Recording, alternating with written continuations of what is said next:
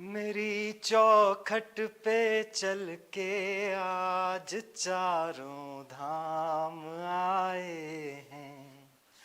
बजाओ ढोल स्वागत में प्रभु श्री राम आए हैं.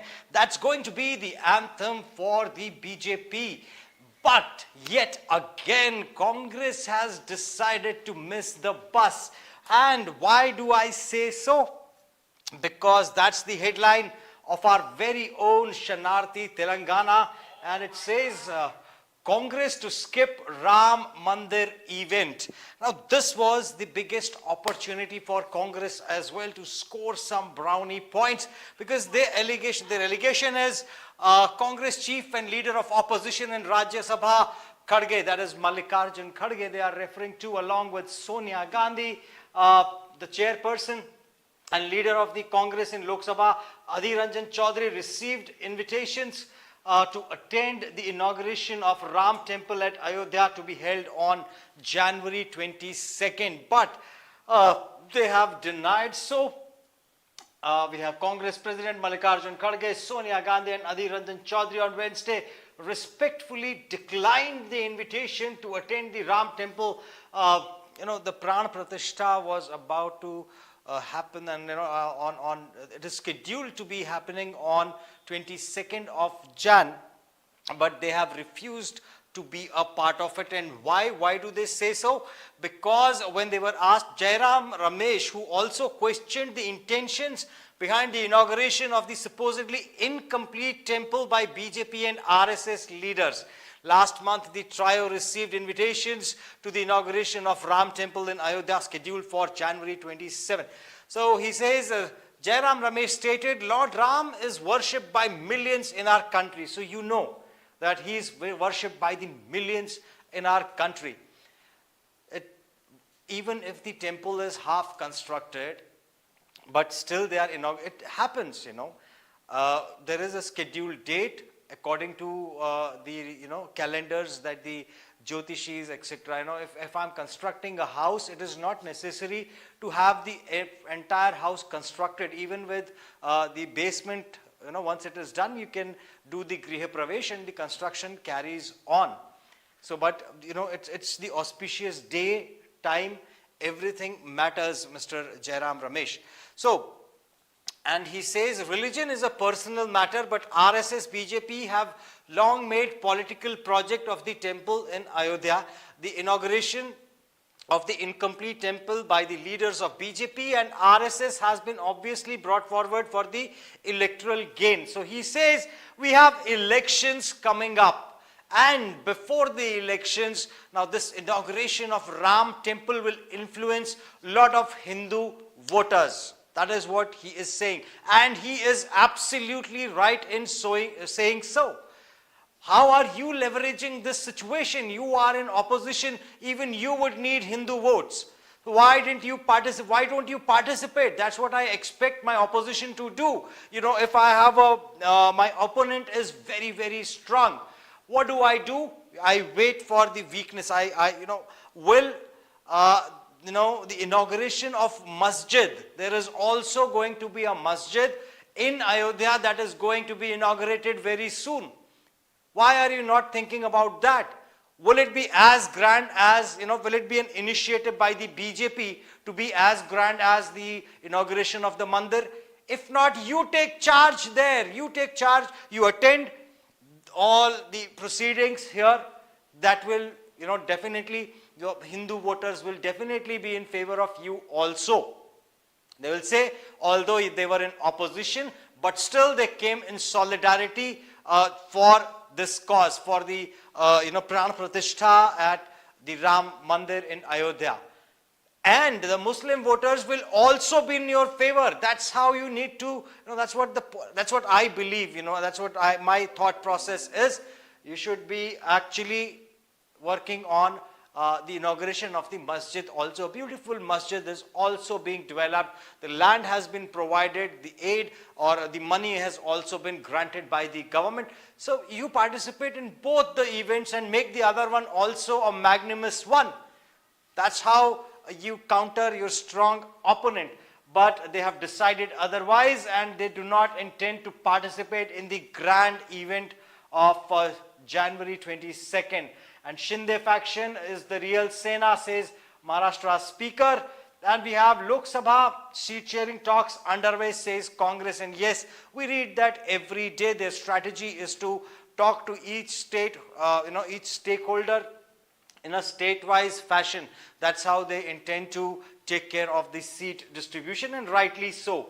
And what do we have here from Ecuador? We have a gunman who stormed a TV studio. Not a gunman, there were 13 of them, and they came with shotguns, they came with pistols, and they hijacked a studio while the telecast was going on. And the 15 minutes, it lasted for 15 minutes. They were all the members of a gang, and all the reporters and the news readers, everybody was taken hostage, and they were being threatened. So they are now being branded as terrorists, and we can see they were all masked, and it all lasted for 15 minutes. Police seeks review of Article 370. Now a lot of people in Kashmir are not happy with abrogation of Article 370 by the BJP government, and they have filed a plea. A series of petitions were filed in the Supreme Court seeking reconsideration of its unanimous December 11 decision endorsing the annulment of Article 370 of the Constitution, which granted special status to the state of Jammu and Kashmir. And rightly so. Why there needs to be a special status at the first place? And I don't think so. Once the Supreme Court has given its verdict, they will stand by it. That's what my speculation is as of now, but time will reveal as to what is going to come. Among the petitioners are prominent entities such as Jammu and Kashmir High Court Bar Association, Awami National Conference, Muzaffar Iqbal Khan, and Jammu Kashmir People's Movement. So these are the various political parties, or the High Court bench also. So, and moving on, we have, what do we have here? We have Navy gets Drishti to Starliner UAV. Now another addition to our Indian Navy will be the UAV. Now what it stands for is Unmanned Aerial Vehicle, UAV. Now this is going to do a lot of recce of different areas, and this is going to be a value add for our Indian Navy. It's going to fly over the seas and monitor the scenarios, different scenarios that may arise. And how much distance can it travel? It can do boasting an impressive 36 hours endurance and payload capacity of 450 kgs is what it can carry along with it. Adani Defense and Aerospace proudly on Wednesday revealed the indigenous creation of Drishti 10 Starliner unmanned aerial vehicle designed exclusively for the Indian Navy. So congratulations to Indian Navy, and much needed arsenal for their performance enhancement. Also, we had a video that went viral yesterday, and it was owing to our very own railway station in Secunderabad. Restoration work underway after 3 coaches of Chennai Hyderabad Charminar Express derailed at the Nampalli railway station. Sorry, it was not Hyderabad Secunderabad railway station, it was Nampalli railway station in Hyderabad. And on Wednesday, 6 persons were injured, and they were shifted to railway hospital in Lalaguda. Lalaguda is in Secunderabad. So, but nobody was severely hurt, no casualties, and a big calamity was, tragedy was averted. Karnataka temples pitch for dress code. This is another surprise that has come my way while reading this news. Karnataka says we want people to follow a dress code whenever they come to a temple. I don't know why and how this idea comes to their mind. Yesterday only we discussed about not allowing certain segments or sections of people into the temples. Should not be the case.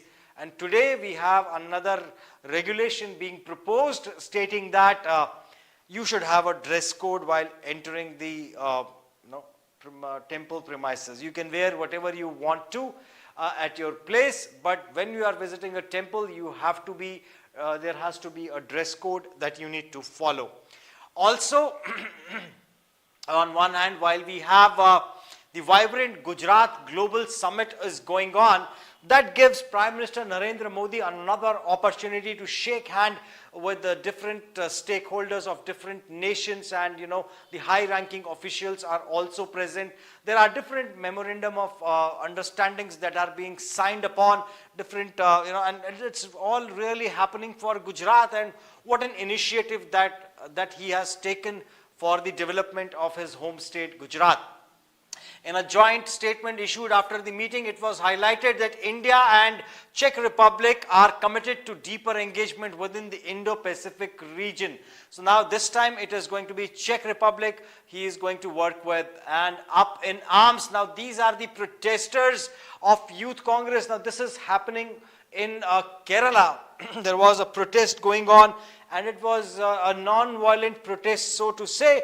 And the speakers were none other than our very own, I'm forgetting his name, Shashi Tharoor. Shashi Tharoor was also present, and the leader was actually speaking. One of the leaders was speaking, and during his speech, this happened, the whole protest was against the atrocities of the police of Kerala. And the police took action. There were 13 tear gas shells that were used, and also water cannons were used extensively, as we can see in the photograph. And also we have Raidu calls on Pawan and may join Jana Sena. So Ambati Raidu, the cricketer turned politician, earlier was a part of YSRCP for a week's time, less than a week's time. Now he has joined hands with Jana Sena. And Jana Sena is, I think, going in this election along with Bharatiya Janata Party.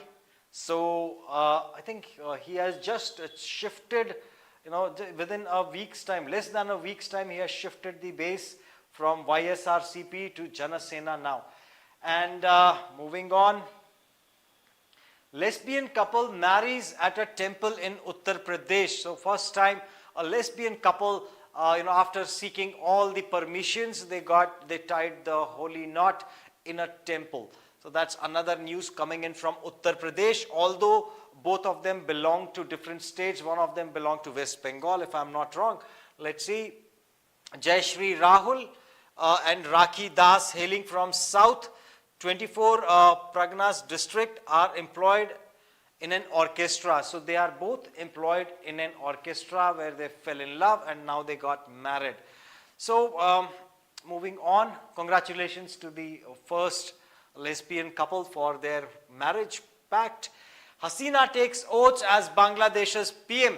So Sheikh Hasina, for the fourth consecutive time, is all set, and she has taken the oath to be the Prime Minister of Bangladesh. And here it comes the truth, the last of all, but the truth prevails.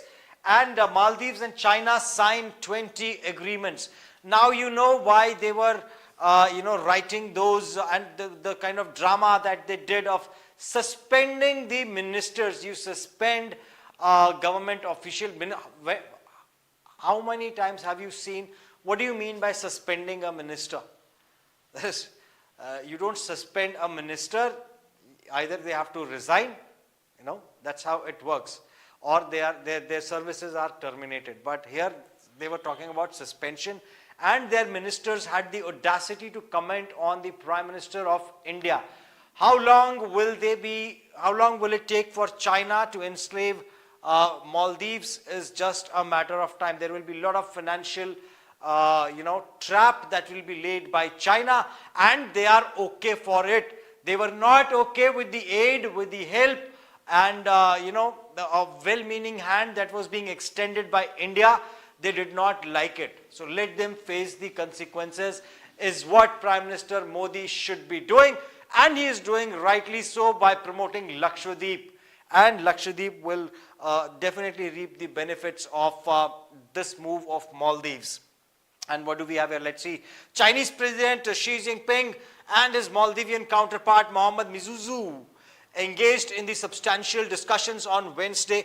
Now, what stops me from making fun of his name? When they can call our Prime Minister a buffoon, they have the guts. We are Indians, so Muzuzu, Muizuzu, what that name is? Can somebody pronounce that properly? So, moving on, and they signed 20 packs. I don't know about what, and I don't want to know as well. So with that, people, I would like to call it a day, and thank you so much for tuning in to Q News English. I will be back with you, and today, just so you know, I was joined by Deepak in our studios in Telangana. Thank you so much for tuning in yet again. Please do not forget to subscribe and hit the like button if you are new to the channel. Thank you so much, and Jai Hind.